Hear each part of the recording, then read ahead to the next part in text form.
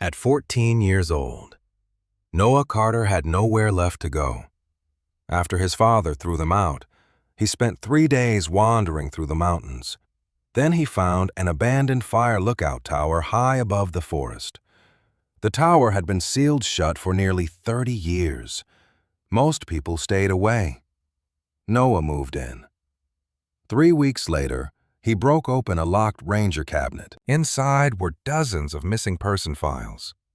Every file had one thing in common. The last known location was the forest below the tower. And someone had spent decades making sure nobody asked why. Noah Carter learned to recognize the sound of a bottle hitting a wall. Some kids learned bird calls. Some learned baseball statistics. Noah learned the difference between a glass bottle that shattered and one that bounced. The knowledge wasn't useful. It wasn't impressive, but when you spent enough years living with an angry drunk, certain skills developed whether you wanted them or not. The bottle shattered in the kitchen shortly after 9 o'clock on a Tuesday night. Noah didn't flinch. That was another skill he'd learned. Flinching sometimes attracted attention. Attention often led to trouble. Instead, he remained on his bedroom floor pretending to finish homework while listening carefully through the thin trailer walls. His father was yelling again. The words blurred together. They always did after a while. Complaints about money, complaints about work, complaints about life, complaints about Noah. Those were usually the loudest. Noah stared at the math worksheet in front of him. The numbers refused to stay still. Outside, rain tapped against the trailer roof. Somewhere down the road, a dog barked. Ordinary sounds. Better sounds. Safer sounds. Another crash echoed from the kitchen. Then silence. Noah knew enough not to trust silence. Silence often meant his father was deciding what to be angry about next. 20 minutes later, a heavy fist slammed against his bedroom door. "Boy!" Noah closed the workbook. "Here we go." The door burst open before he could answer. His father filled the doorway, red-faced, unsteady, holding another bottle. The familiar smell of alcohol entered the room first. "What are you doing?" Noah glanced at the workbook. "Homework?" "Homework?" His father laughed bitterly. "Always homework." Noah remained silent. Experience taught him that arguments only lasted longer if he participated. Unfortunately, silence sometimes made things worse, too. "You think you're better than me?" his father asked. Noah looked down. Wrong move. "Look at me when I'm talking to you." Noah obeyed. His father stared for several seconds, then shook his head. "You got your mother's eyes." The statement landed differently than the others. Noah hadn't heard anyone mention his mother in months. Not since the funeral. Not since cancer reduced her from the strongest person he knew to a hospital bed, and eventually a photograph on a shelf. The anger in his father's face shifted briefly. Grief appeared, then disappeared again. Alcohol won the argument. Everything changed after she died. Noah said nothing. Some truths didn't need discussion. His father took another drink. "You know that?" Still silence. "Answer me." "Yes." The word came out quietly, too quietly, apparently. His father slammed the bottle onto a dresser. "You're just sitting here." Noah blinked. "What?" "Eating my food, living in my trailer." The familiar accusations returned. Noah listened without really hearing them. The words changed every week. The message remained the same. Life was difficult. Someone needed blame. Noah happened to be available. Eventually, the rant ended. His father staggered toward the doorway. For one hopeful second, Noah thought it was over. Then the man stopped, turned around, pointed directly at him. "Get out." Noah frowned. "What?" "You heard me." Silence filled the room.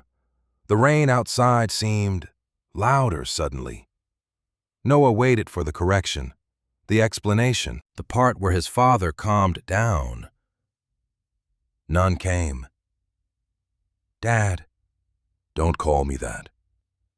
The words hit harder than expected. Even his father seemed surprised after saying them. Not enough to take them back. "Get your stuff." Noah stared. His father wasn't joking, wasn't exaggerating, wasn't threatening. He was serious. "Where am I supposed to go?"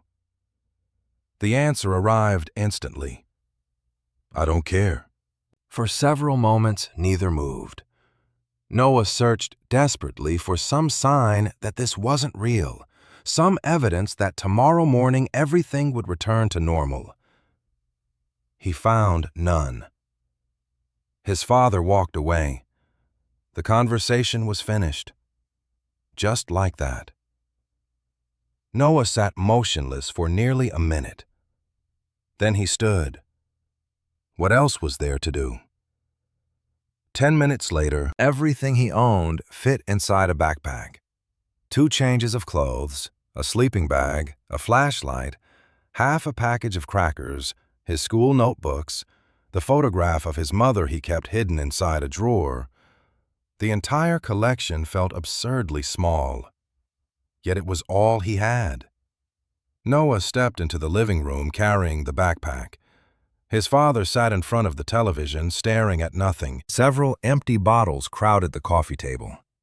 The man didn't even look up. "Dad!" No response. Noah waited. Nothing. Eventually, he opened the front door. Rain greeted him immediately. Cold, steady, relentless. He stood there for several seconds, hoping, waiting. Still nothing. Then he walked out. The trailer door closed behind him with a soft click. That sound stayed with him longer than expected. Not because it was loud, because it wasn't. It sounded ordinary, yet it marked the moment his old life ended. Noah spent the next hour walking aimlessly through town. Pine Ridge wasn't large. A gas station, a grocery store, a few aging houses, several abandoned businesses. Most people were already indoors, avoiding the weather. Noah preferred it that way. Fewer questions, fewer explanations. Around midnight, he found shelter beneath the awning of a closed hardware store. It wasn't comfortable. It wasn't warm. It was dry, for the moment. That felt good enough.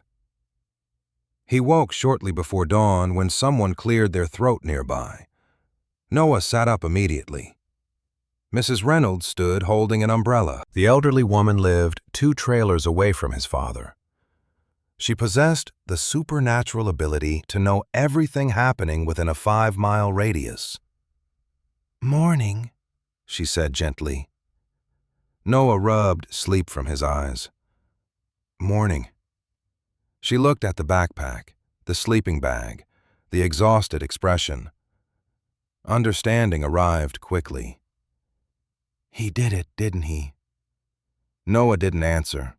He didn't need to. Mrs. Reynolds sighed heavily. "That fool." The woman handed him a paper bag. Inside sat sandwiches, bottled water, and several granola bars. More food than Noah had seen in days. "You didn't have to do that." "Yes, I did." The answer left no room for debate. Mrs. Reynolds sat beside him beneath the awning. For several minutes, they watched rain fall across the empty street. Finally, she reached into her purse and removed a folded piece of paper. "Found this years ago at a garage sale." Noah accepted it. The paper unfolded into an old forestry map. Faded lines marked mountain trails, fire roads, ranger stations. Near the northern edge sat a handwritten note. Fire Lookout Tower, closed, 1997. Noah frowned. "What's this?" Mrs. Cumbernauld. Reynolds pointed toward the mountains visible beyond town. "Old fire tower." "Okay." "Nobody goes up there anymore." That wasn't exactly helpful. She smiled faintly. "Which means nobody will bother you either." Noah studied the map. The tower sat deep inside the national forest, miles from town, miles from people. Isolated. Forgotten. The kind of place most folks ignored. The kind of place a 14-year-old with nowhere else to go might consider. "You ever been there?" he asked. Mrs. Reynolds shook her head. "No." "Then why keep the map?" The older woman looked toward the mountains. "Because sometimes forgotten places become important." Later that morning, Noah stood at the edge of town, staring at the distant ridges. Rain clouds drifted across the peaks. The forest stretched endlessly beyond them. Somewhere up there stood an abandoned fire lookout tower. He adjusted the backpack on his shoulders and unfolded the map one more time. Then he started walking. He had no idea what waited in those mountains. Shelter, maybe. Nothing, maybe. But for the first time since leaving the trailer, he had a destination. And sometimes that was enough. Noah spent the first night in the forest listening to sounds he couldn't identify. Wind moved through the trees like distant whispers. Branches cracked somewhere in the darkness. Once he heard a long, low cry that might have been a coyote, or a fox, or something his imagination invented at 3 in the morning. He slept very little. Mostly he lay inside his sleeping bag staring into darkness and wondering whether his father had noticed he was gone. The answer arrived before sunrise. He already knew it. If his father cared, he would have come looking. The realization hurt more than Noah wanted to admit. Morning brought cold air and stiff muscles. He ate half a granola bar while sitting on a fallen log and unfolded Mrs. Reynolds's map. According to the faded markings, the fire lookout tower remained several miles deeper into the mountains. Noah stared at the route.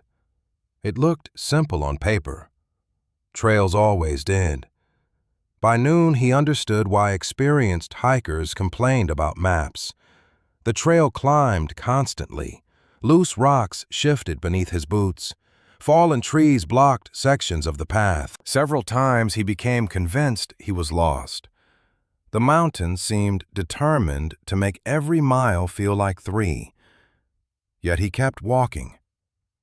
What other choice did he have? Around midday, he stopped beside a stream to refill his water bottle. The cold water tasted better than anything he'd had in days. While resting, he studied the map again. The tower sat on the highest ridge in the region. That fact suddenly made sense. Fire lookouts needed views. Views required elevation. Elevation required climbing. Noah groaned. The mountain didn't care. The afternoon passed slowly. Clouds drifted across the sky. Sunlight filtered through pine branches. Occasionally, Noah spotted deer tracks near the trail. Once he surprised a rabbit. Both reacted with equal alarm. By late afternoon, exhaustion settled into his legs. Then something changed. The forest began thinning. Trees grew farther apart. The trail widened slightly. Most importantly, the ridge ahead became visible. Noah stopped walking. There, silhouetted against the sky, stood a tower. For several seconds he simply stared. The structure looked enormous from a distance. A metal framework rose above the treetops. At the very top sat a small enclosed cabin with windows on all sides. It looked lonely, forgotten, like something abandoned by the world years ago. Relief flooded through him so suddenly he almost laughed. The tower existed. After 2 days of hiking, the tower actually existed. Noah quickened his pace. As he approached, more details emerged. Rust-stained portions of the metal supports. Several windows appeared boarded over. Weeds pushed through cracks in the concrete foundation. Nobody had maintained the structure in a very long time. Yet it still stood. More importantly, it offered shelter. The base of the tower sat inside a small clearing surrounded by forest. An old maintenance building occupied one corner. Its roof had partially collapsed. Nearby stood a weathered sign. Noah brushed dirt and moss from the surface. Fire Lookout Station 12. Closed by order of Forestry Service. Below that sat another notice. The paper had long since faded, but one word remained visible. Sealed. Noah frowned. Strange. Why seal a fire tower? Abandoned buildings were usually abandoned, not sealed. The question lingered briefly before survival interrupted curiosity. He needed shelter first. Mysteries could wait. A staircase spiraled upward through the center of the tower. Noah climbed carefully. Several metal steps creaked beneath his weight. Wind increased as he rose higher. The forest gradually unfolded below him. Endless green ridges stretched toward the horizon. For the first time, he understood why fire lookouts existed. You could see everything from up there. Finally, he reached the cabin at the top. The door immediately presented a problem.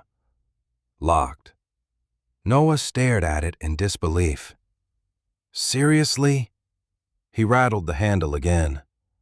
Still locked. After hiking for 2 days, the last thing he needed was a locked door. Frustration bubbled up. Then he noticed something. One of the rear windows had been damaged years ago. The plywood covering it hung loose on one side.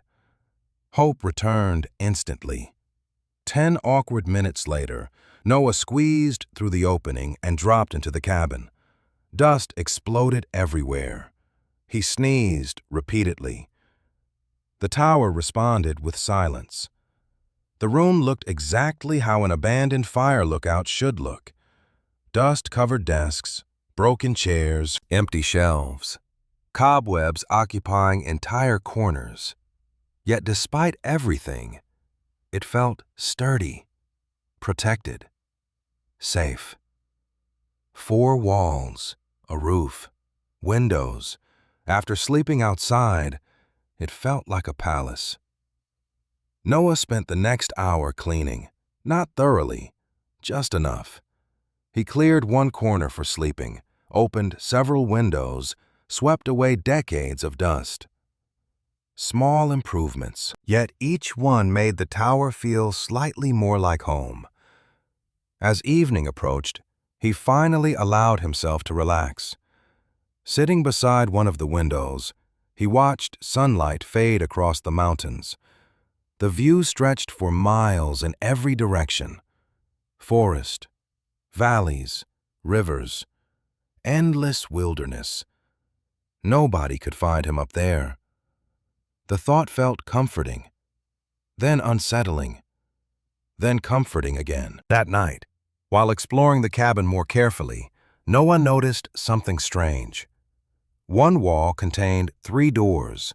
The first opened into a storage closet, empty. The second led to a small utility room, also empty. The third refused to open. He examined it closely. Unlike the others, this door had been reinforced. Heavy metal brackets secured the frame. A faded government seal remained attached near the handle. Noah ran his fingers across the cracked sticker. Official closure order. Authorized personnel only. His curiosity immediately activated. Why seal a room inside an abandoned tower? The question bothered him. The storage closet wasn't sealed. The utility room wasn't sealed. Only this one door. Noah crouched beside it and examined the lock. Old, rusted, yet still intact. Someone had wanted the room secured, very badly. The discovery transformed the tower. Suddenly, it wasn't just shelter anymore. It contained a secret. The realization followed him throughout the evening. Every time he glanced toward the sealed door, new questions appeared. What was inside? Equipment records. Something dangerous. Eventually, darkness settled across the mountains. Noah spread his sleeping bag near the windows and tried to sleep. The tower creaked occasionally in the wind. Metal supports groaned softly below. Yet none of that held his attention. His eyes kept drifting toward the sealed door across the room. A government seal, a reinforced lock, an abandoned tower. None of it made sense. Just before falling asleep, he noticed one final detail. Above the door, barely visible beneath dust and age, faded black letters remained painted on the wall. Ranger Office. Noah stared at the words for several seconds, then closed his eyes.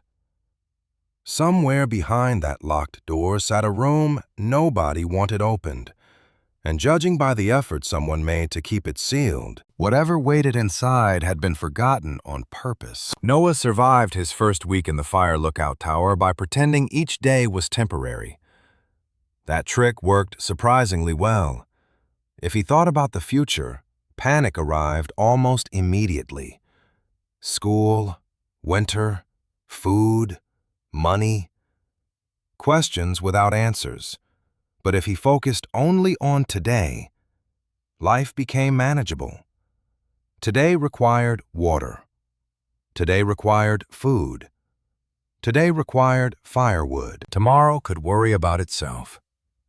The tower settled into a routine faster than expected.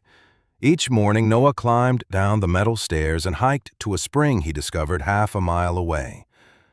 The water emerged from a rocky hillside, cold and clear. After filling his bottles, he gathered fallen branches for a small camp stove he had pieced together from old metal scraps near the maintenance shed. The meals weren't impressive.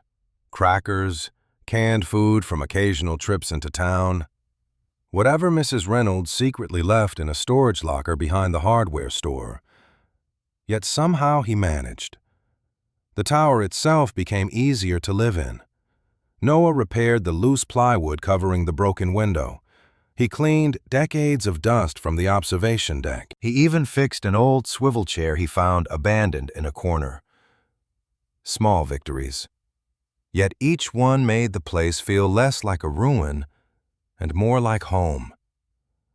That realization bothered him sometimes. Nobody should feel at home inside an abandoned government tower. Then again, nobody should get thrown out at 14 either. The world rarely asked permission before becoming strange. One morning, while sweeping dust from beneath a desk, Noah discovered an old coffee mug. The logo had faded almost completely. Only part of a forestry emblem remained visible. Curious, he turned it over. Initials had been scratched into the bottom. E.W. He frowned. The letters meant nothing, yet something about them felt important. Later that afternoon, he found the same initials carved beneath a shelf, then again near a windowsill. Whoever E.W. was, they had spent a lot of time inside the tower. The discovery gave the building a strange sense of personality. Suddenly, it wasn't just an abandoned structure. It had belonged to someone. Someone who left pieces of themselves behind. The thought lingered. 3 days later, Noah met the first human being he'd seen since arriving. He was carrying water back from the spring when he noticed smoke rising through the trees. Real smoke. Campfire smoke.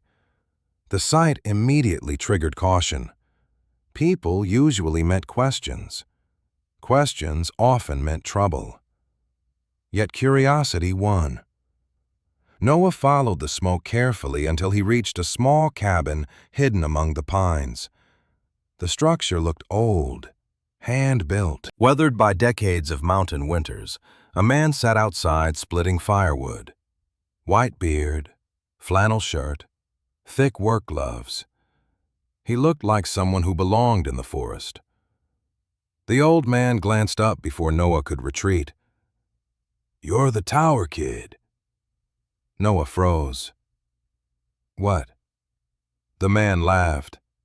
"Hard not to notice somebody living in a fire lookout." Fair point. Noah remained where he was, not quite leaving, not quite approaching. The old man leaned an axe against a stump. "Relax. If I wanted to turn you in, I'd have done it already." That wasn't entirely reassuring. Still, Noah stepped closer. "You know about the tower?" The old man smiled. "Know about it?" He gestured toward the mountains. "Worked there for 15 years. Noah blinked. "You did?" "Sure did." The man extended a hand. "Eli Walker." Noah stared, then his eyes widened. "E.W." Eli paused. "You found the mug." Noah immediately felt foolish. The old ranger laughed. "Still got my initials all over that place, huh?" Half an hour later, they sat outside the cabin drinking terrible coffee. Eli insisted it was good. Noah suspected years of isolation had damaged the man's judgment. The retired ranger seemed comfortable with silence, comfortable with mountains, comfortable with himself. Noah found all three qualities unusual. Most adults he knew spent their lives angry about something. Eli seemed content. "Why'd they close the tower?" Noah eventually asked. The question escaped before he could stop it. Eli's expression changed instantly. Not dramatically, just enough, a small tightening around the eyes. A brief hesitation, Noah noticed. "Government decision," Eli said. The answer arrived too quickly. Too rehearsed. Noah frowned. "That's it?" "Pretty much." Eli took another sip of coffee. Conversation over. Or at least, he hoped so. Unfortunately for him, Noah had spent 14 years living with people who lied poorly. The subject clearly bothered him, which made it interesting. Over the next several weeks, Noah visited Eli regularly. The arrangement developed naturally. Eli taught him practical skills, how to identify animal tracks, how to predict weather changes, how to avoid getting lost in the mountains. In return, Noah listened to stories about forest fires, rescue operations, and life inside the tower. Most stories were funny, some were sad. A few felt unfinished. The tower always seemed connected to those. One rainy afternoon, while helping repair part of Eli's roof, Noah brought up the sealed ranger office again. "You ever go inside?" The hammer stopped moving, just for a second, then continued. "Sometimes." Noah noticed immediately. "What's in there?" Eli focused intensely on a nail.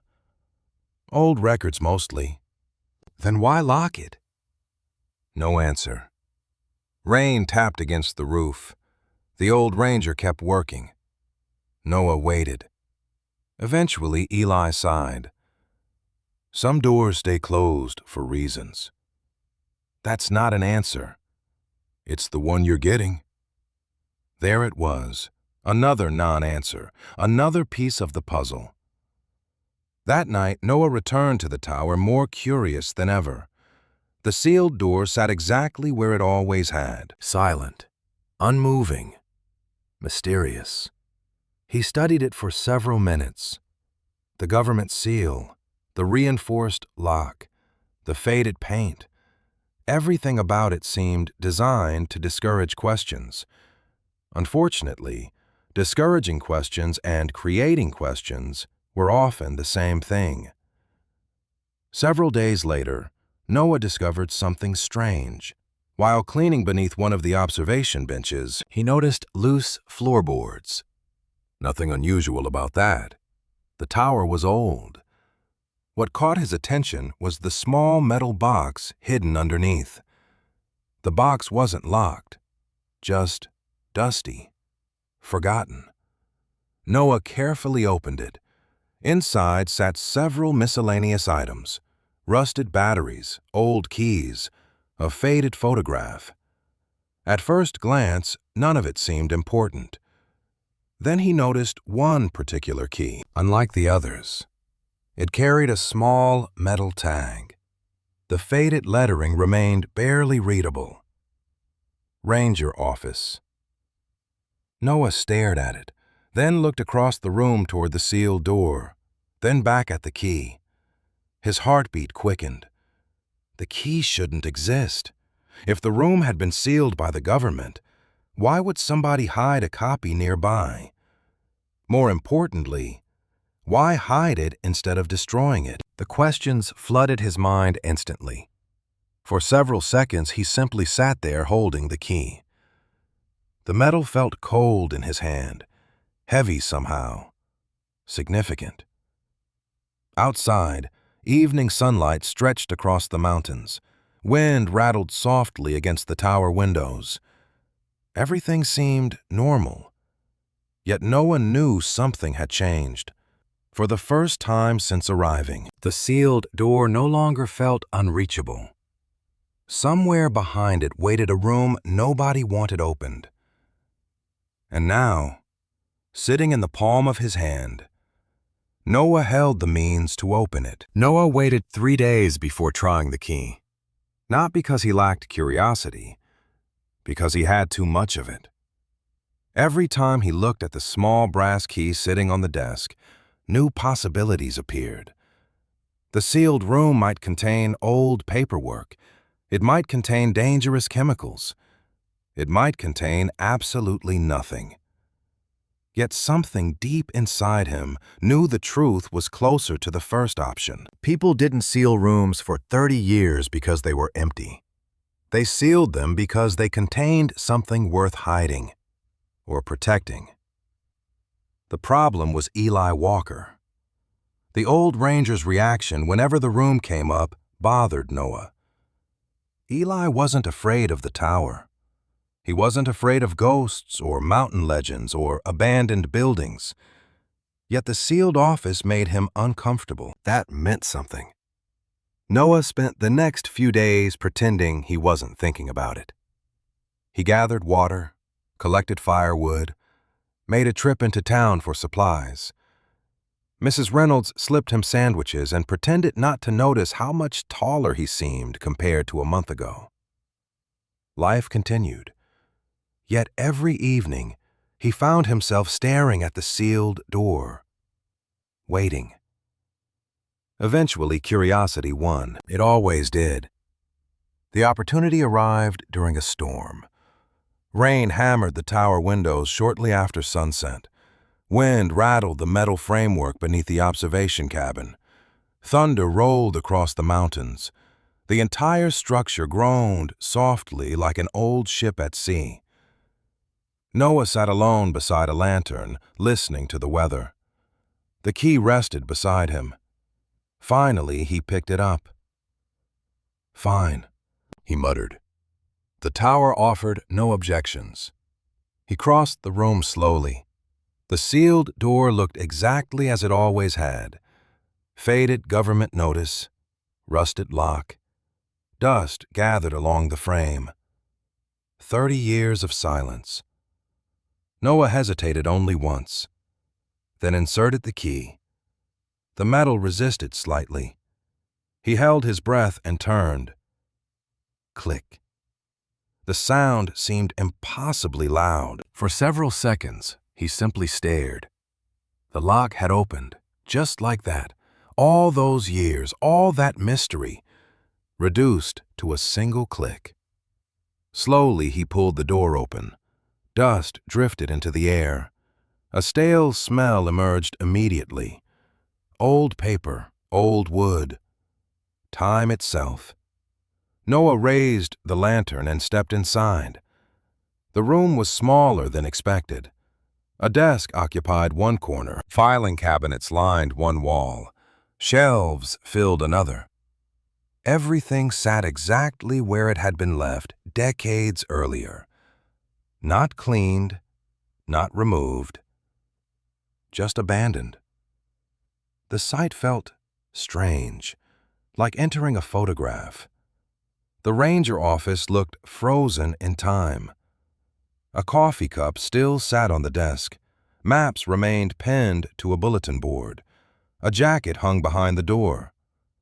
Whoever left had never truly packed. They had simply stopped returning. Noah moved carefully through the room. Dust coated everything. Several shelves had collapsed under their own weight. Papers covered the floor, yet despite the disorder, a pattern emerged. Someone had searched the office before it was sealed. Drawers stood partially open.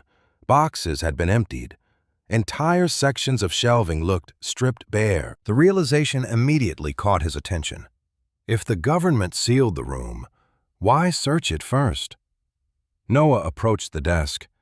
Most drawers contained ordinary supplies, pens, notebooks, old forestry forms, nothing exciting. Then he opened the bottom drawer. Inside sat a collection of folders bound together with string. The labels immediately stood out. Missing person report.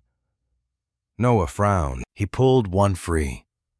The file belonged to a woman named Karen Whitmore, age 27. Last seen hiking near Black Creek Trail. Search efforts unsuccessful. Case suspended. Noah flipped through the pages. Photographs, witness statements, maps, notes. Everything appeared official, thorough, unfinished. Curious. He opened another file, then another.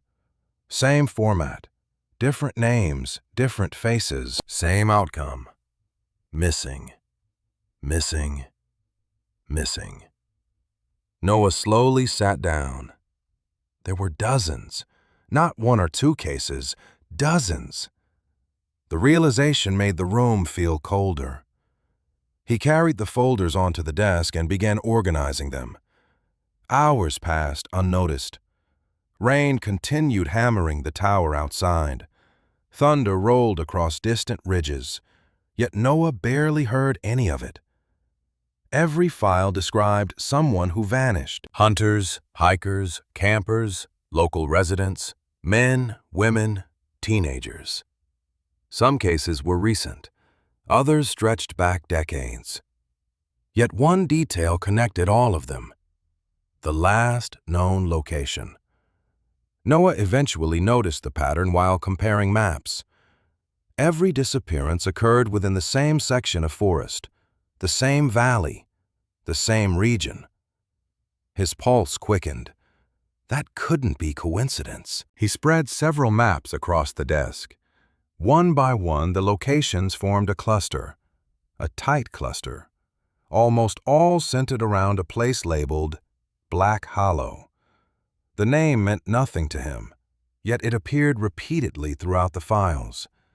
Black Hollow Road, Black Hollow Ridge, Black Hollow Creek. The area seemed important, very important. Noah continued reading. Near midnight, he discovered something stranger. Several reports contained missing pages. Entire sections had been removed. Someone had deliberately altered the files. The cuts looked clean, intentional, professional, not random damage. Someone had gone through these records and taken specific information. The discovery sent a chill through him. Missing people, missing pages, a sealed office. None of it felt accidental anymore. Then he found the file. It sat alone inside a separate drawer. Unlike the others, this folder carried a bright red stamp across the cover. Never reopen. Noah stared at the words. The folder looked older than the rest, more worn, more frequently handled. His heartbeat accelerated. Slowly, he opened it. A photograph slipped free and landed on the desk. Noah picked it up. The image showed a young man standing beside a Forest Service truck. Early 20s, dark hair, serious expression. Ordinary. Yet something about the photograph felt different. Personal. The name attached to the file made even less sense. Daniel Walker. Noah frowned immediately. Walker. The same surname as Eli. For several moments he simply stared.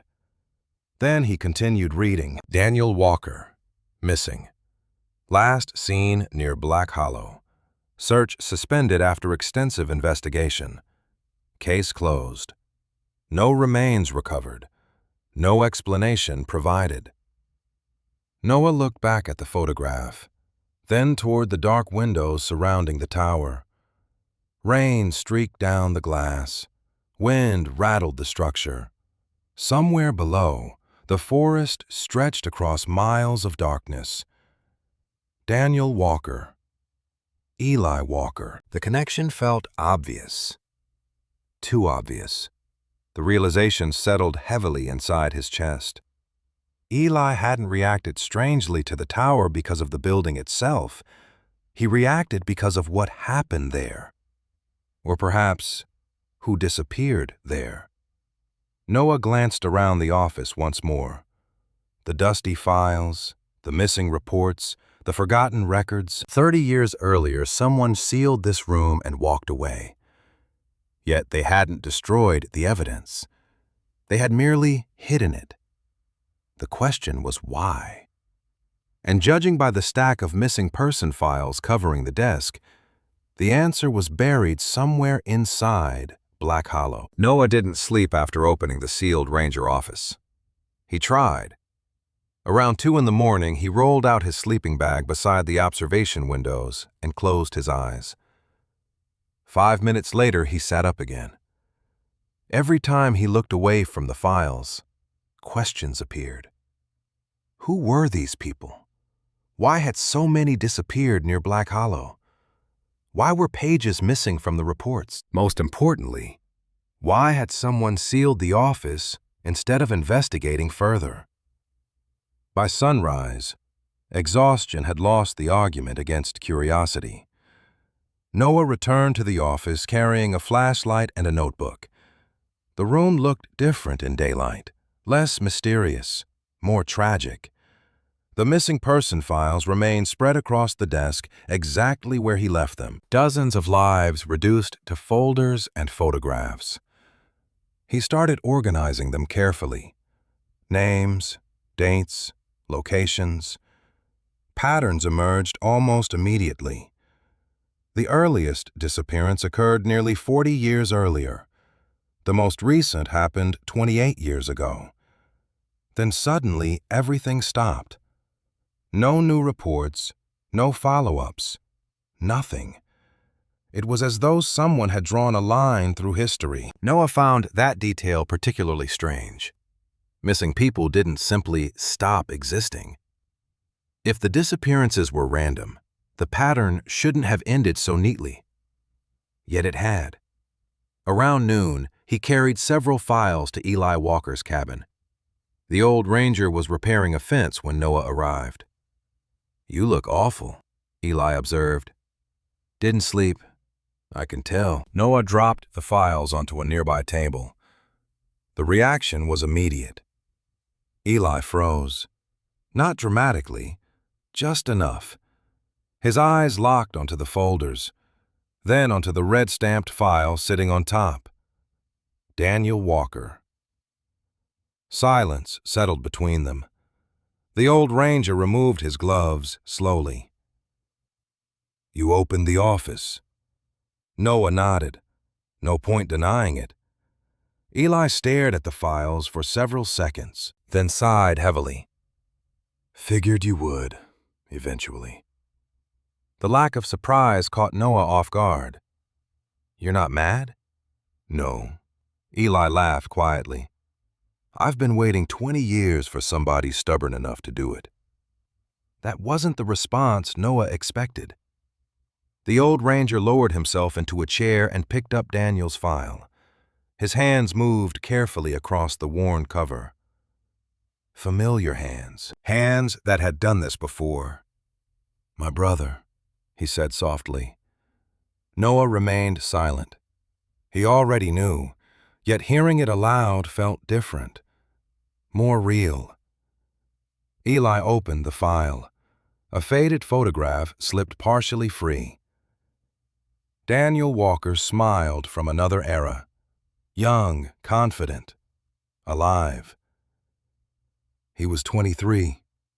The old ranger stared at the image. Thought he could fix everything. For several moments, neither spoke. Wind moved gently through the trees surrounding the cabin. Somewhere a woodpecker hammered at a distant trunk. Ordinary sounds. Yet the sadness sitting between them felt anything but ordinary. Finally, Noah asked, "What happened?" Eli closed the file. Officially, there was that word again. Officially. Noah had begun hating that word. Official stories rarely seemed interested in truth. Officially, Daniel disappeared while investigating several missing person cases. Eli looked toward the mountains. Unofficially, he got too close to something. Noah immediately leaned forward. "What?" The old ranger hesitated, then shook his head. "I don't know." The answer sounded honest, frustratingly honest. But he wasn't investigating random disappearances. Eli pointed toward several files. Most of those people had connections to one place.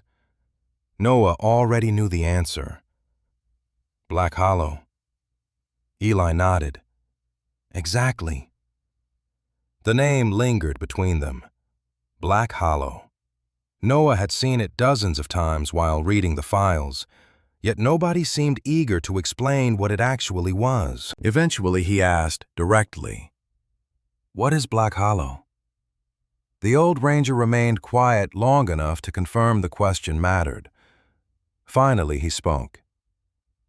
"A logging settlement." Noah frowned. "Like a town?" "More like a company camp." Eli stood and walked toward a shelf inside the cabin. After a moment, he returned carrying an old photograph. The image showed dozens of wooden buildings clustered inside a valley. Workers posed beside trucks. Families stood on porches. Children smiled at the camera. A real community. A living place. This was Black Hollow. Noah studied the picture. "I've never heard of it." "Most people haven't." The answer sounded familiar. Too familiar. Noah thought about the Forgotten Valley in Samuel Hart's journal from another story.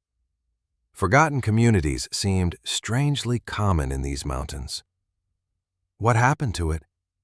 Eli's expression darkened. Fire. One word. Heavy word. The old ranger sat down again. Big wildfire about 30 years ago. Noah waited. He was learning that Eli often revealed important information slowly. The town burned. Eli nodded. Most of it. And everyone left. Eventually. The answer felt incomplete. Again, Noah rubbed his forehead. You keep doing that. Doing what? Leaving out half the story. Eli laughed softly. Maybe because the other half isn't easy. The old ranger stared at Daniel's photograph. After the fire, things got strange. Noah immediately paid attention. How? Eli tapped the missing person files. People started disappearing. The words settled heavily. From Black Hollow. Eli nodded. Workers, residents, visitors. He looked toward the mountains again. Then reports started vanishing too. Noah felt a chill. Missing people, missing reports, sealed offices. The pattern continued. Someone covered it up. Eli shrugged. Maybe, not exactly denial. Before Noah could push further, another voice interrupted. Definitely. Both turned toward the doorway. A woman stood outside holding several books beneath one arm. She appeared somewhere in her 30s. Dark hair, hiking boots, intelligent eyes that immediately noticed everything. Sarah, Eli said. The woman stepped inside. I heard Noah finally opened the tower office. Noah blinked. How does everybody know everything around here? Sarah smiled. Small mountains. Fair point. Eli introduced them. Sarah Monroe, librarian, local historian, apparently one of the few people still interested in Black Hollow. The moment she saw the files, her expression sharpened. You found more than I expected. Noah gestured toward the folders. You know about these? Sarah nodded. Some of them. She picked up one file near the bottom of the stack. Her face changed instantly. Not fear. Recognition. Strong recognition. No way. Noah leaned forward. What? Sarah stared at the photograph attached to the report. I've seen this name before. Silence filled the room. Eli looked up. Where? Sarah turned several pages. Her expression grew increasingly serious. In the county archives. Noah's pulse quickened. Who is it? Sarah tapped the file carefully. Thomas Reed. The name meant nothing to Noah, yet it clearly mattered to Sarah. Why is that important? The librarian looked directly at him. Because according to official records, Thomas Reed never existed. The room fell silent. Even Eli seemed surprised. Sarah held up the photograph. This man disappeared. Then she held up another document from one of her books, and somebody erased him afterward. Noah stared at the two records, one proving Thomas Reed existed, another pretending he didn't. For the first time since opening the ranger office, the mystery became something larger than missing persons. Someone wasn't merely hiding disappearances. Someone was rewriting history. And if they erased one victim, how many others had vanished from the records too? Noah spent the next 2 days buried in records. The tower no longer felt like a shelter. It felt like an investigation headquarters. Missing person files covered the ranger office desk. Maps hung from walls. Sarah Monroe brought copies of archived newspaper articles every afternoon. Eli Walker supplied whatever memories he was willing to share. Slowly, a picture began emerging. Unfortunately, the picture made less sense the clearer it became. The people connected to Black Hollow hadn't simply disappeared. Many had been erased. Noah discovered that fact while comparing the ranger files with county records Sarah borrowed from a historical archive. Several names appeared in the missing person reports, but nowhere else. No property records, no census entries, no employment files. Nothing. Entire individuals seemed to vanish from history after they vanished from real life. That's impossible, Noah said. Sarah nodded. Exactly. The librarian sat beside a stack of documents nearly 2 feet high. Her dark hair was tied back, and she wore the expression of someone who hadn't slept enough. Noah recognized the look. He saw it in mirrors lately. "People don't accidentally disappear from government records," she continued. "It takes effort." Noah stared at the files spread across the desk. A lot of effort. Eli remained unusually quiet throughout the discussion. He sat near the observation windows watching clouds move across the mountains. The old ranger seemed lost in memories. Finally, Noah turned toward him. "You knew this was happening?" Eli sighed heavily. "Some of it." "How much?" The old ranger rubbed his face. "More than I wanted." Silence followed. Noah waited. Sarah waited. Eventually, Eli stood and walked toward one of the maps hanging on the wall. His finger landed on a valley northeast of Black Hollow. The official story was simple. Noah immediately disliked the phrase, official story. The wildfire destroyed the settlement.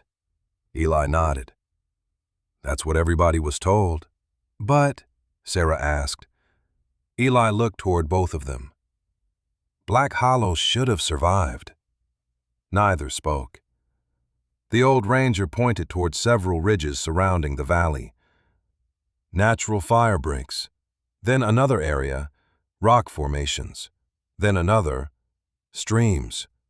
His finger moved confidently across the map. This wasn't speculation. This was expertise. The fire made no sense. Noah felt his pulse quicken. You think it was set deliberately? Eli hesitated, long enough to answer the question. I think somebody benefited from it. That answer felt familiar. The same kind of answer Samuel Hart had uncovered in Pine Hollow. The same pattern. Disaster, abandoned community, valuable land, missing records.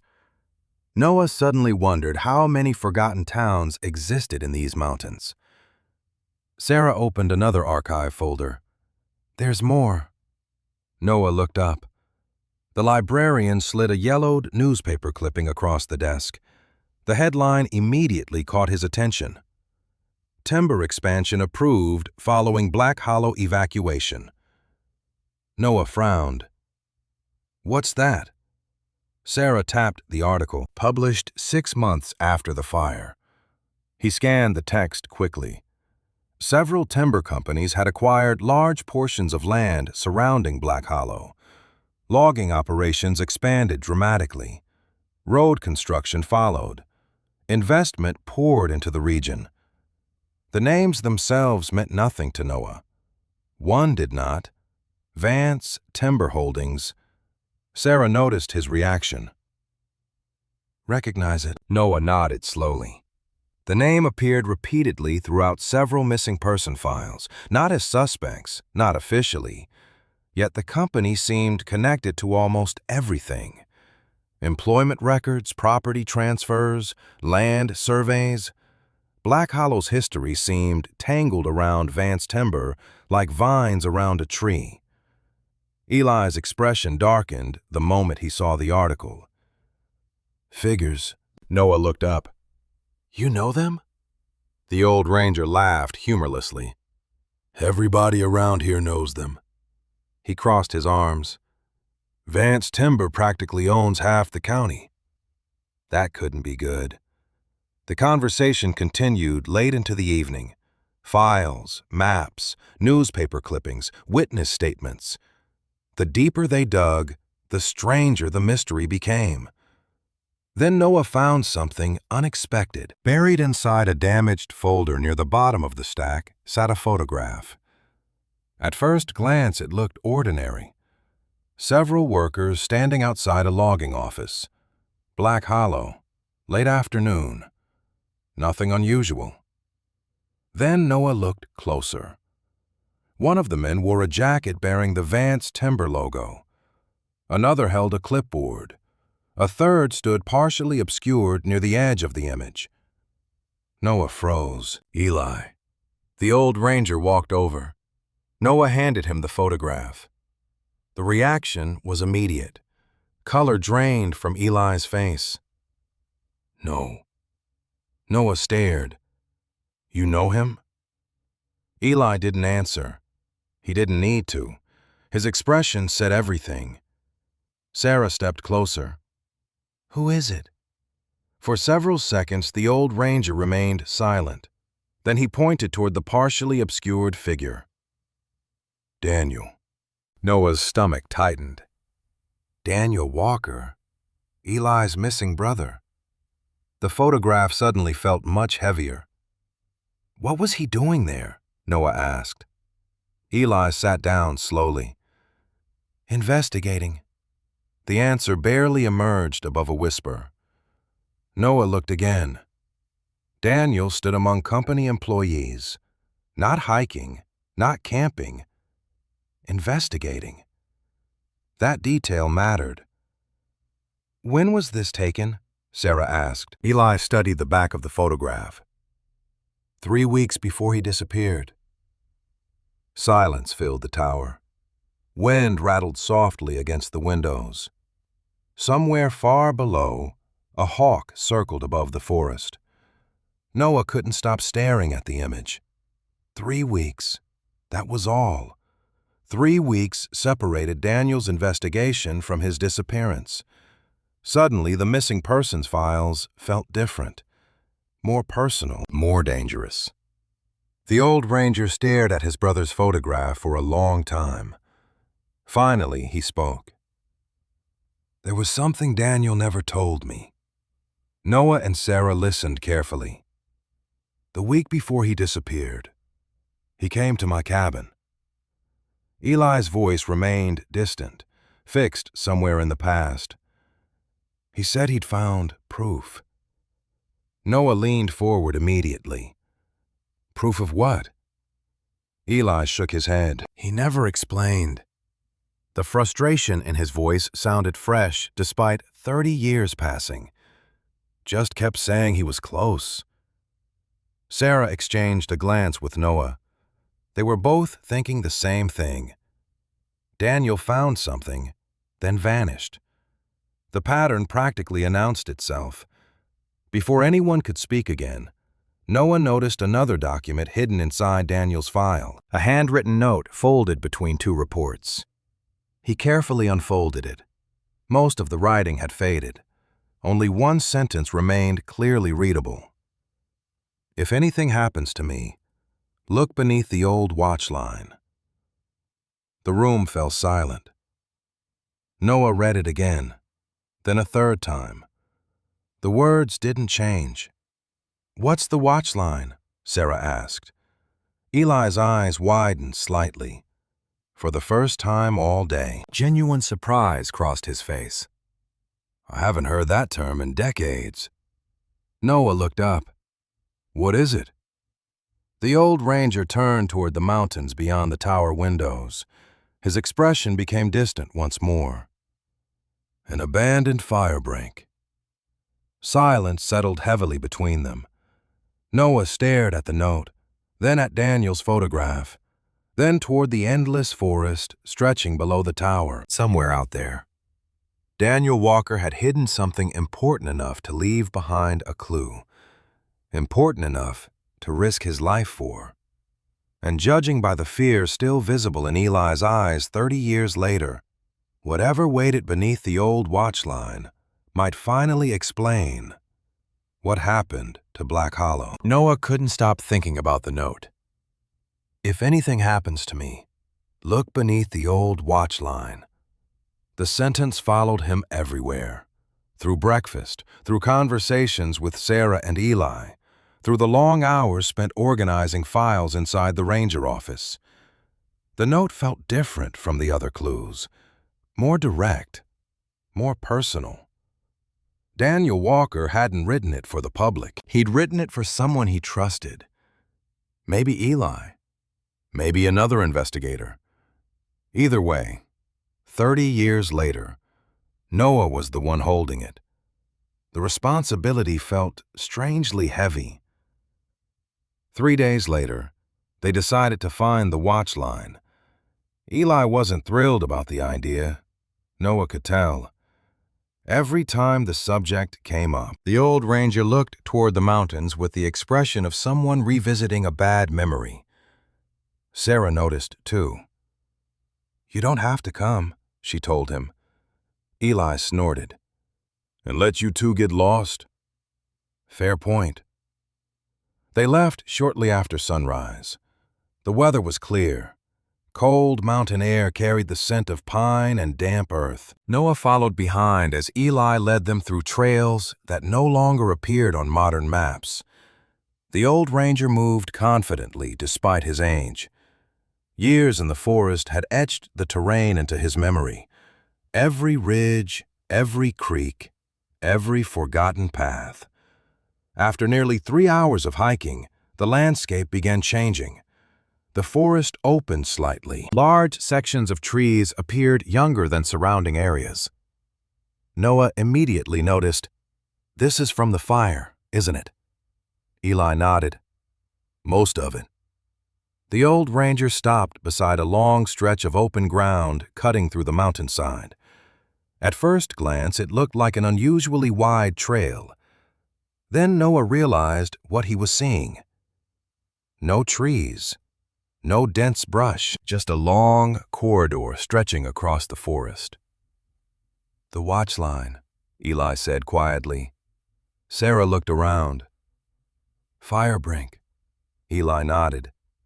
"Created decades before Black Hollow burned."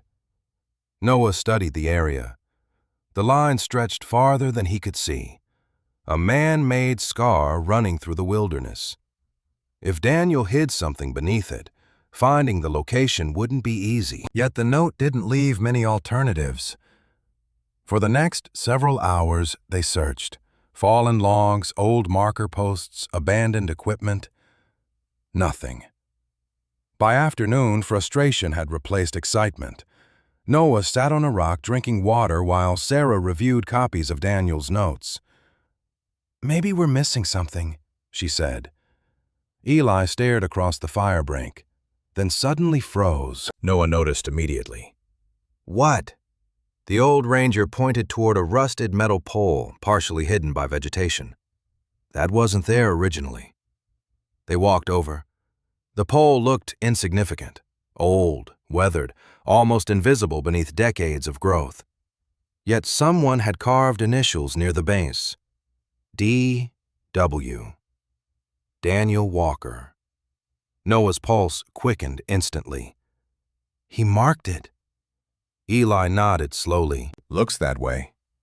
Excitement returned immediately. Together they began searching the surrounding area more carefully. 30 minutes later, Noah's boot struck something solid beneath loose soil. The sound wasn't rock. Metal. He dropped to one knee and cleared away dirt. A rectangular object emerged gradually. A metal lockbox. Sarah stared. "No way." Noah felt the same disbelief. 30 years. Daniel had hidden it for 30 years. Eli knelt beside him. His hands trembled slightly. Not from age, from anticipation. Carefully, they lifted the box free. Rust covered most of the exterior, yet the lock had long since deteriorated. After a few moments, the lid finally opened. Silence followed, not because the box contained treasure, because it contained evidence. Photographs, financial records, land agreements, handwritten testimony, entire stacks of documents wrapped carefully against moisture. Daniel hadn't hidden random papers. He had hidden a case. Noah picked up the first folder. The contents immediately caught his attention. Property acquisition contracts. Many dated shortly after the Black Hollow fire, others before it. His pulse quickened. Before, that detail mattered. Sarah examined another document. "Oh my God." Noah looked up. She handed him a land survey. Several parcels surrounding Black Hollow had already been marked for transfer months before the wildfire. Months. The realization hit instantly. Someone expected the community to disappear before it happened. Eli sat heavily on a nearby log. His expression darkened with every page. Daniel was right. Nobody asked what he meant. The evidence spoke for itself. For hours, they sorted through the contents. Witness statements described pressure campaigns against residents unwilling to sell property. Internal company correspondence referenced expansion opportunities. Several documents mentioned Vance Timber Holdings repeatedly. The deeper they dug, the uglier the story became. Then Noah found a photograph. The image showed several company executives standing beside survey maps. Ordinary enough, until he recognized one face. The same man appeared throughout the older records. Younger then, yet unmistakable. Richard Vance. Sarah leaned closer. That's him. Noah nodded. Every newspaper article about the county seemed to include Richard Vance somewhere. Wealthy businessman, community leader, timber magnate. Yet here he stood decades earlier among documents that should never have existed. The connection felt significant, dangerous. Eli stared at the photograph for a long time. He inherited more than the company. The statement lingered. Noah understood immediately. Whatever happened in Black Hollow didn't begin with Richard. It began with the people before him, the people who built the company, the people who benefited when a community disappeared. The hike back to the tower felt different, heavier. The mystery was no longer theoretical. They possessed proof, real proof, evidence connecting powerful interests to Black Hollow's destruction. Daniel Walker hadn't vanished chasing rumors. He had vanished chasing the truth. That realization stayed with Noah all evening. Then, shortly after dark, another problem arrived. He noticed it the moment he stepped into the observation cabin. The chair near the sealed office sat in a different position. One drawer hung partially open. Several folders had been moved. Noah froze. Every instinct immediately screamed the same conclusion. Someone had been inside the tower. Sarah noticed next. Noah. He nodded. I know. Eli's expression hardened instantly. The old ranger crossed the room inspecting the damage. Nothing appeared stolen, yet that somehow felt worse. Whoever entered wasn't looking for supplies. They were searching, specifically searching. Noah's eyes drifted toward the ranger office, toward the missing person files, toward Daniel's records. Someone knew about the investigation. The realization settled heavily across the room. Then headlights appeared through the observation windows. All three turned simultaneously. A black SUV climbed the old forestry road below. The vehicle stopped near the tower clearing. A single man stepped out. Even from a distance, he looked expensive. Tailored jacket, polished boots, the kind of person who didn't belong in forgotten forests. Eli muttered a curse under his breath. Noah looked at him. Who is that? The old ranger's expression darkened. Richard Vance. Silence followed. The man slowly looked up toward the tower, then smiled. Somehow the smile felt worse than anger, worse than threats, because it suggested confidence, the confidence of someone accustomed to getting what he wanted. Richard Vance raised a hand in a casual wave. Then he began walking toward the stairs. For the first time since finding the files, Noah realized they weren't investigating the past anymore. The past had finally noticed them. Richard Vance climbed the tower stairs as if he owned them.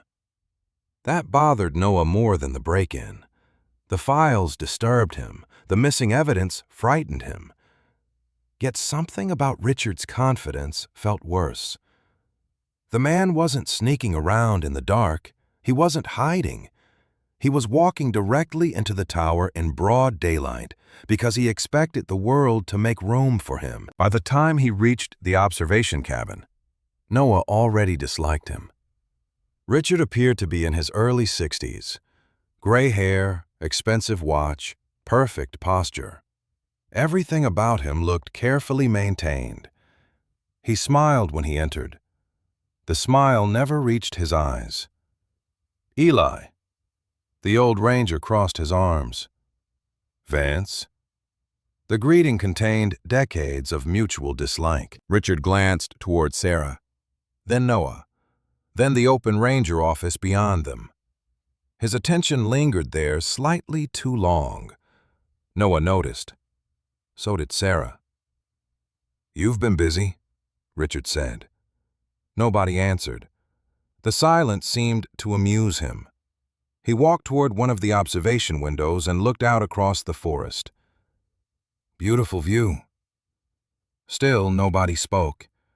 Finally, Richard sighed dramatically. "Fine. Let's skip the small talk." He turned toward Noah. "You're Noah Carter." Noah nodded cautiously. "And you're Richard Vance." "Good. Saves time." The businessman smiled again. "I've heard quite a bit about you." Noah doubted that was a compliment. Richard's eyes drifted briefly toward the ranger office, then back. "I understand you've discovered some old records."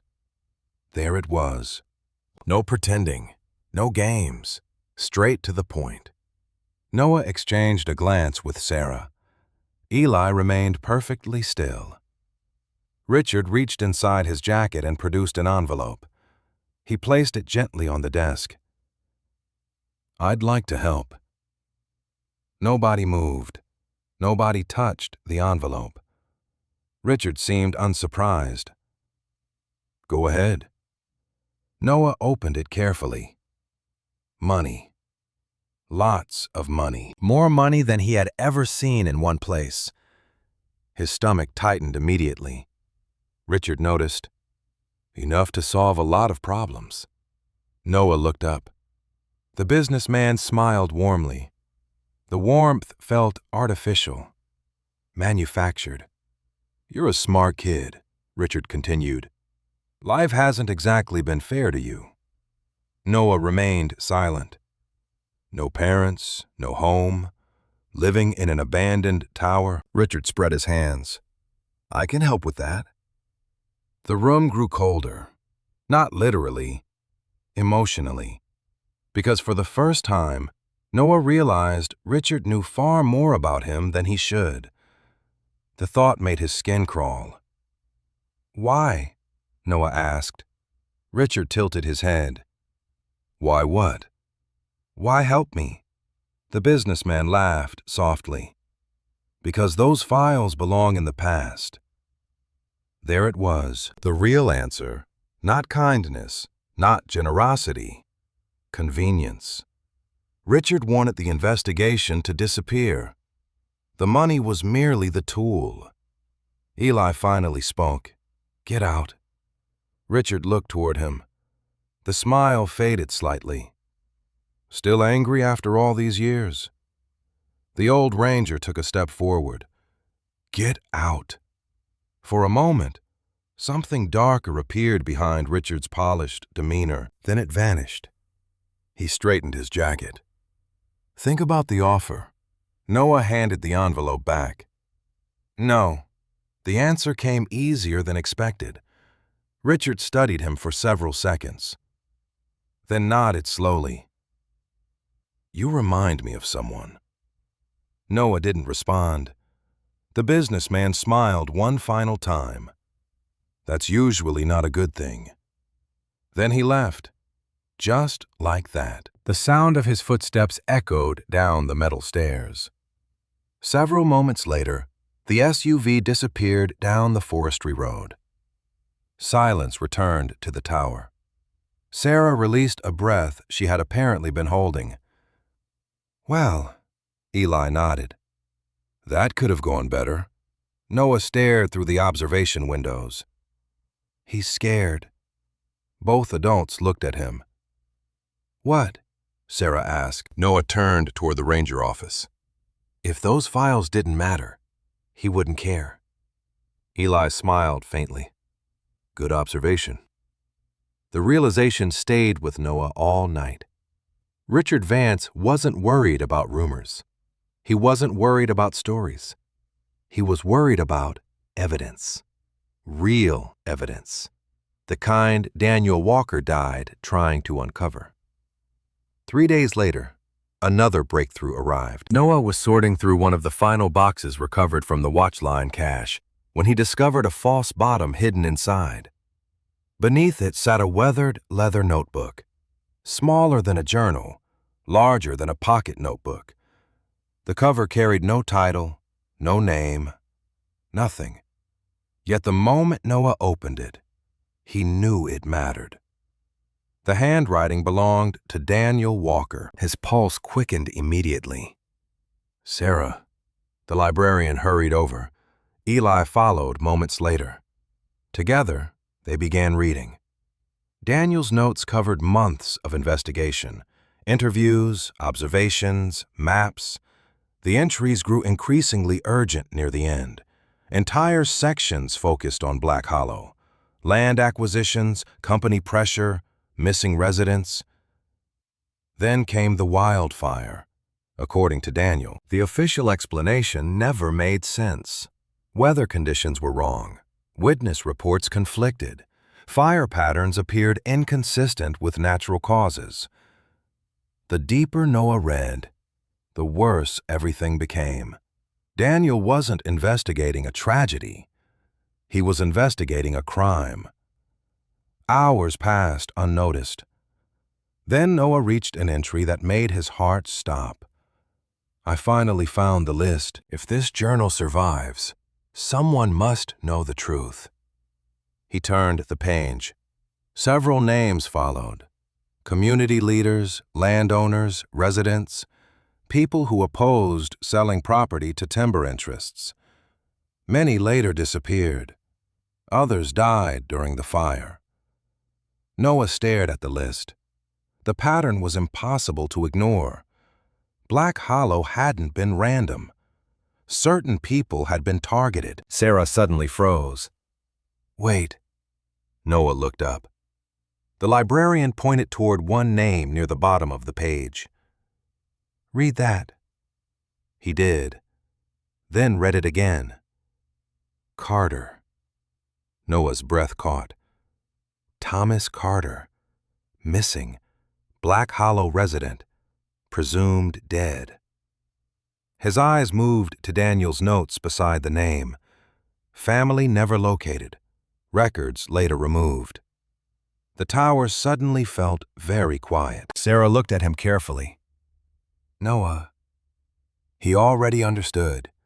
Carter wasn't a common name in that region, not connected to Black Hollow, not connected to erased records.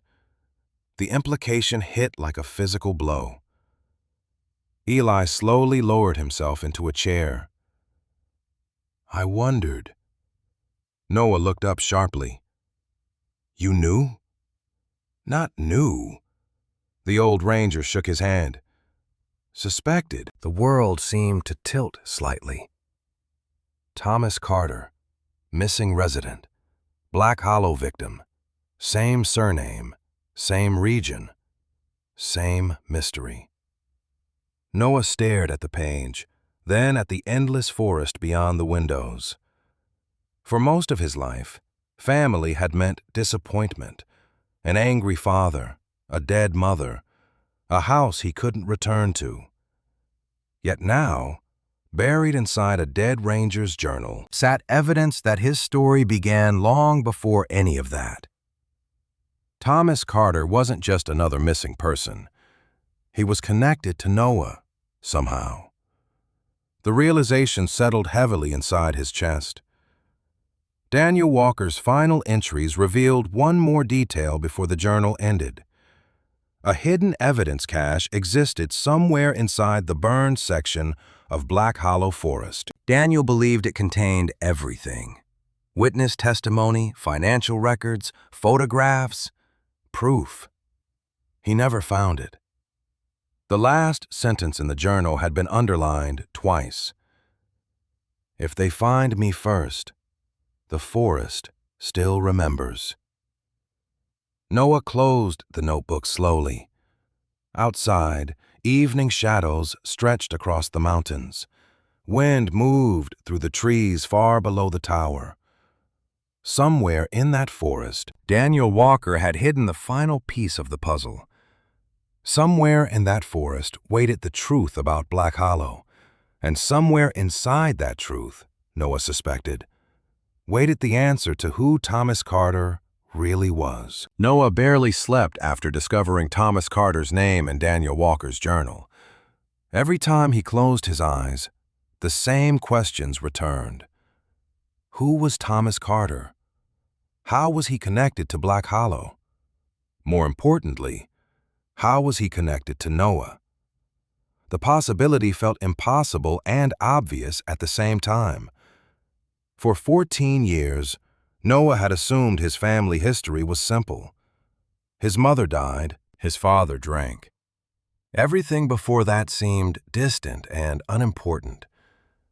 Now, suddenly, the past was reaching forward, and it was carrying answers. Morning arrived gray and cold. Thick clouds drifted across the mountain ridges surrounding the tower. Wind rattled the observation windows. The forest below looked darker than usual. Noah stood beside the glass staring toward Black Hollow. Somewhere out there waited the final evidence cache Daniel never found. Somewhere out there waited the truth. Sarah arrived shortly after sunrise carrying coffee and several photocopied records. She looked almost as exhausted as Noah felt. "I found something." Noah immediately turned. The librarian spread documents across the desk. Birth records, property files, census reports. Most appeared damaged or incomplete. Yet one name appeared repeatedly: Thomas Carter. Noah felt his pulse quicken. "What does it say?" Sarah pointed toward a faded property record. "Thomas owned land in Black Hollow." Then another. "Married." Another. "One child." Silence filled the room. Noah stared at the page. One child. His throat suddenly felt dry. "What happened to them?" Sarah hesitated. "That's where the records disappear." "Of course they did." The pattern continued. Every trail seemed to end the same way. Missing files, missing people, missing history. Eli arrived an hour later. When Noah showed him the documents, the old ranger remained quiet for a long time. Finally, he nodded toward the journal. Daniel believed Thomas Carter was important. Noah frowned. "Why?" Eli walked toward the observation window. "Because Thomas refused to sell." Silence followed. Noah immediately remembered the land acquisitions, the pressure campaigns, the property transfers after the fire. Suddenly, the pieces started fitting together. Thomas stood in the way. Eli nodded slowly. Exactly. The realization settled heavily over the room. Black Hollow hadn't been destroyed randomly. Certain people benefited afterward. Certain people wanted land. Certain residents refused to cooperate. The pattern was becoming impossible to ignore.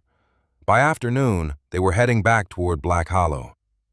Daniel's journal provided one final clue before ending: a rough sketch, several landmarks, a notation pointing toward the burned section of forest beyond the old settlement. According to Daniel, the evidence cache waited somewhere there. The hike felt different this time. less like exploration, more like a race. Richard Vance knew they were investigating. Someone had searched the tower. Someone had moved files.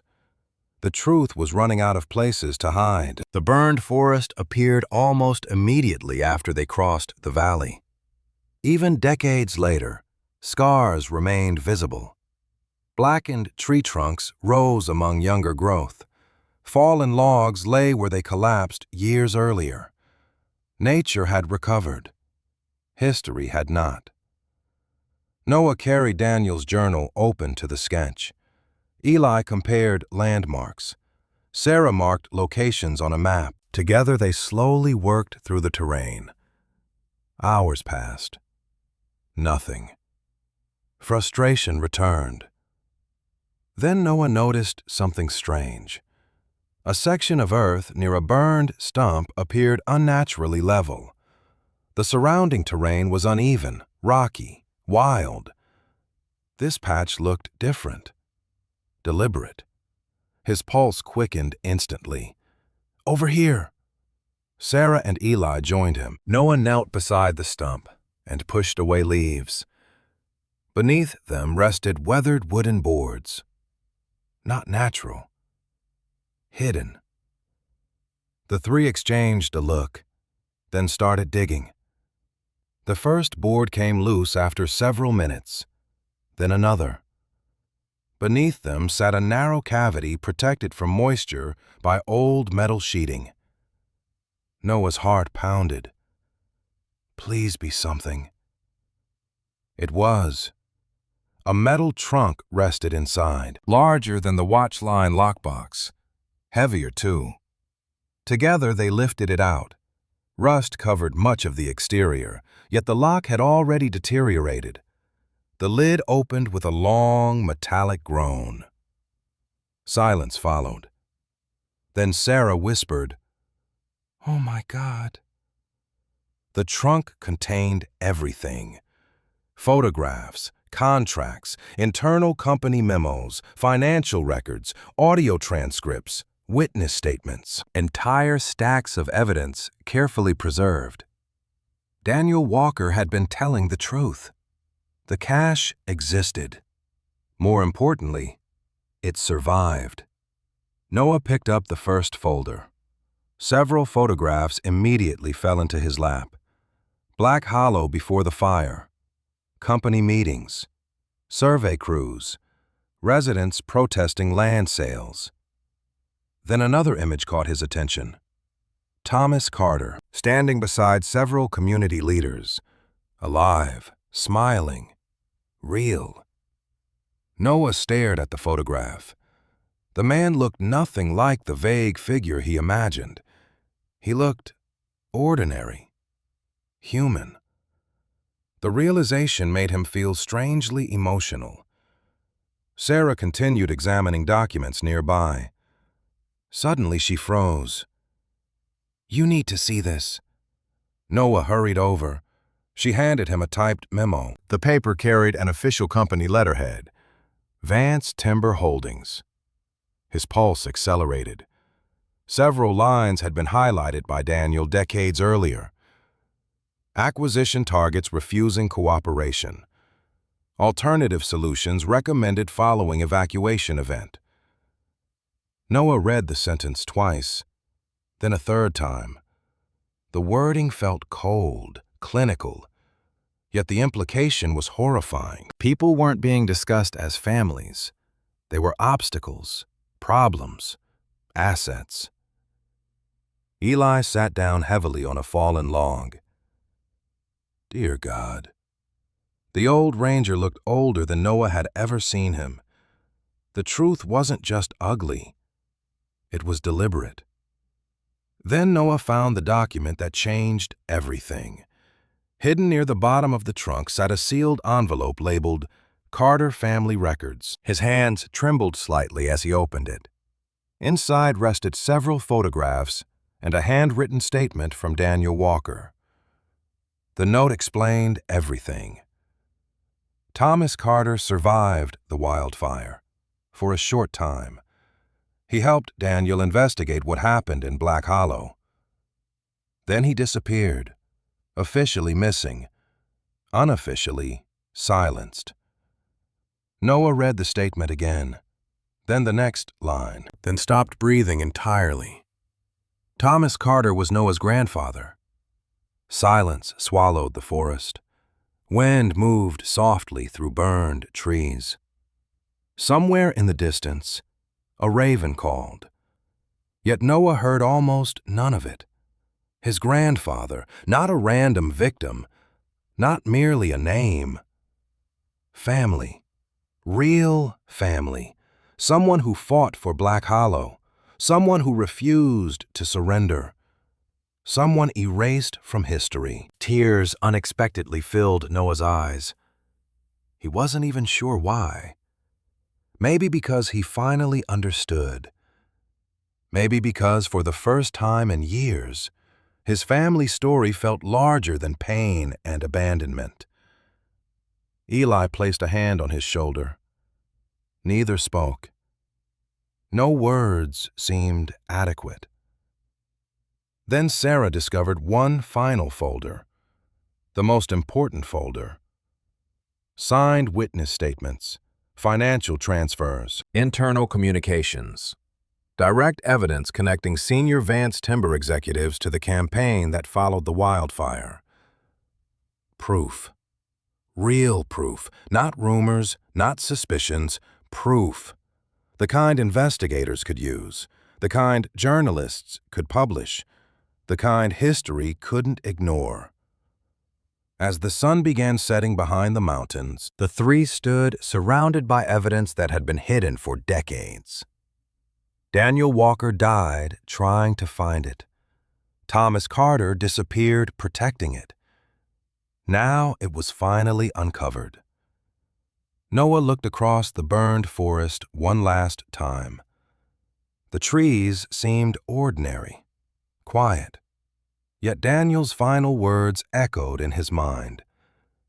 The forest still remembers. He understood now. The forest remembered everything. The question was whether the rest of the world was finally ready to listen. The story exploded faster than anyone expected. 2 weeks after Noah, Sarah and Eli delivered the evidence cache to state investigators. Reporters began arriving in the mountains. At first, it was only local newspapers. Then regional television crews appeared. Then larger outlets followed. The mystery of Black Hollow spread far beyond the county. A forgotten logging settlement, missing residents, hidden evidence, decades of silence. The story contained everything people couldn't ignore. Noah watched most of it from the fire lookout tower. The attention felt strange. Just a few months earlier, nobody knew he existed. Now journalists wanted interviews, historians wanted access to records, investigators wanted timelines. The tower that had once felt isolated suddenly became the center of something much larger. One cold morning, Sarah arrived carrying 3 newspapers under her arm. She climbed the tower stairs grinning. "You should see this." Noah accepted the papers. Every front page carried some version of the same headline. Black Hollow investigation reopened after new evidence discovered. Another read, decades-old land scandal under review. A third focused on the missing person cases. Families may finally receive answers. Noah stared at the articles for a long time. They felt unreal, like someone else's story. Yet the photographs proved otherwise. Black Hollow, the burned forest, Daniel Walker. Everything was there. Daniel finally got heard, Sarah said quietly. Noah nodded. Yeah. Eli arrived later that afternoon. The old ranger looked exhausted, yet happier than Noah had ever seen him. For the first time since meeting him, the weight he carried seemed lighter. State police called, he announced. Noah immediately sat up. What happened? Eli smiled faintly. They confirmed the documents. The room fell silent. All of them? Sarah asked. Eli nodded. Every major record. The significance hit immediately. The evidence wasn't merely convincing. It was real, verified, official. The truth no longer depended on belief. It depended on facts. Over the following months, investigators uncovered even more. Financial transfers connected former Vance Timber executives to suspicious property acquisitions. Internal communications revealed coordinated efforts to pressure Black Hollow residents into selling land. Witness statements long buried in forgotten archives suddenly mattered again. The deeper authorities looked, the uglier the story became. Richard Vance appeared on television repeatedly. He denied involvement, denied knowledge, denied responsibility. Yet every new document weakened those denials. Eventually, even reporters stopped asking whether something happened. The only remaining question was, how much? Through it all, Noah kept returning to one thought: Thomas Carter, his grandfather, the man whose name started everything. One evening, nearly 6 months after finding the evidence cache, Noah received another package. This one came from state archives. Inside sat several restored photographs recovered during the investigation. Most showed Black Hollow before the fire, families gathering for picnics, workers standing beside logging trucks, children playing near the creek. Ordinary moments, ordinary lives. Then Noah found a photograph of Thomas Carter, not standing beside company officials, not protesting land sales, just sitting on a porch holding a young child, smiling, happy, human. Noah stared at the image for a very long time. Until then, Thomas had existed mostly as a mystery, a victim, a clue. Looking at the photograph changed everything. He wasn't just part of history. He was family. The realization felt surprisingly powerful. Spring arrived in the mountains. Snow melted. Streams swelled with runoff. Green returned to the valleys. Black Hollow changed too. Historical preservation teams began documenting the remaining structures.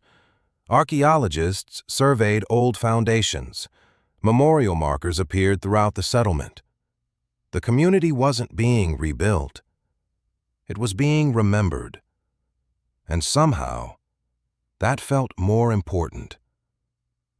One afternoon, Noah stood beside a newly installed memorial stone near the center of the valley. Several former residents had gathered for the dedication ceremony. Some were elderly. Others were descendants who had only recently learned their families came from Black Hollow. Noah listened as names were read aloud. Names hidden for decades. Names erased from records. Names finally returning to history. Then came Thomas Carter. Then Daniel Walker. The crowd fell silent. Noah felt emotion rise unexpectedly. Beside him, Eli removed his hat. The old ranger's eyes never left Daniel's name. He would have hated the attention, Eli said softly. Noah laughed. Probably. But he'd be happy. Noah nodded. Yeah, he would. By summer, the state officially designated Black Hollow as a protected historical site. Development rights were revoked. Preservation funding was approved. The valley would never become another corporate project, never disappear beneath new construction. For the first time in decades, Black Hollow belonged to its own history again. Several weeks later, Noah received perhaps the biggest surprise of all. A woman named Rachel Carter contacted him through investigators. She lived 3 states away. According to family records, she was Thomas Carter's granddaughter, Noah's second cousin, a relative he never knew existed. Then another relative appeared, then another. Gradually, the family tree expanded.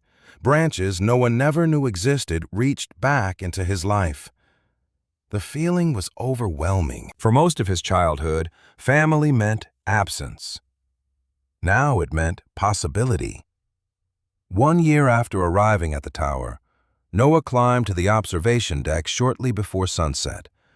The mountains stretched endlessly toward the horizon. Gold light spilled across ridges and valleys. Wind moved softly through the forest below. The same forest that hid secrets for decades. The same forest that ultimately revealed them. Footsteps approached behind him. Eli joined him at the railing.